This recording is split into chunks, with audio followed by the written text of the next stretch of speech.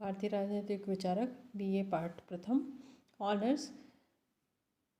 शुक्र की वैदेशिक संबंधों के दोनों नियम हैं, षाड्गुण्य नीति, षाड्गुण्य मंत्र और आपका मंडल सिद्धांत, जो पूर्ववर्ती कौटिल्य के मंडल सिद्धांत और विदेश इसके षाड्गुण्य नीति के अनुरूप ही है। तो ये जो पूर्व में जो इन्होंने कहा है उसी के अनुसार इसका भी हम अध्ययन करेंगे।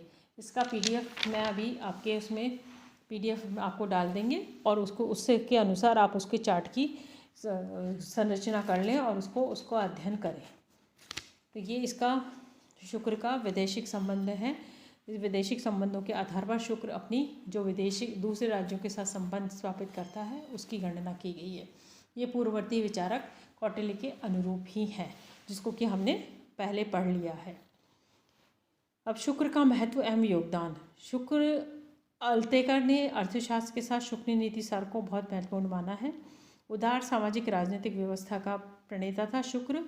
वर्ण व्यवस्था को स्वीकार करता था। वर्ण का आधार जन्म के स्थान पर कर्म को मानने वाला था। जाति निर्माण का प्रमुख आधार उन्होंने व्यवसाय को माना। वर्ण एवं जाति का विचार भोजन एवं विवाह की दृष्टि से किया जाना चाहिए। राजनीतिक पदों पर कर्मशील एवं गुण के आधार पर नियुक्त किया जाता, जो राजा एवं राज्य के लिए लाभकारी है। शुक्र की राज्य व्यवस्था सामाजिक राजनीतिक दृष्टि से मनु की तुलना में बहुत ज़्यादा उदार है।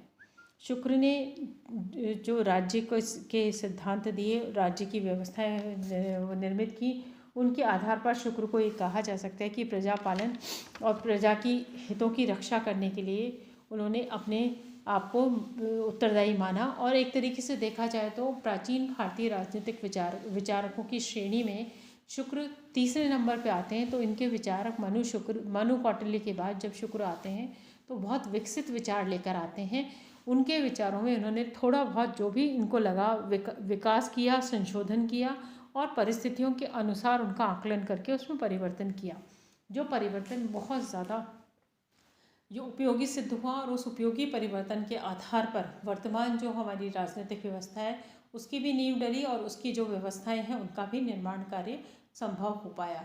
तो एक तरीके से देखा जाए तो शुक्र की नीति और शुक्र का विचार उनके अनुसार भारतीय राजनीतिक व्यवस्था को एक नई दिशाएं मिली और वो उसके माध्यम से ही जो आज की हमारी सामाजिक राजनीतिक आर्थिक व्यवस्थाएं संचालित हो रही हैं उनका स्वरूप एक तरीके से निर्धारित हुआ और उसी के अनुसार आज हमारी शासन व्यवस्थाएं संचालित की जा रही हैं।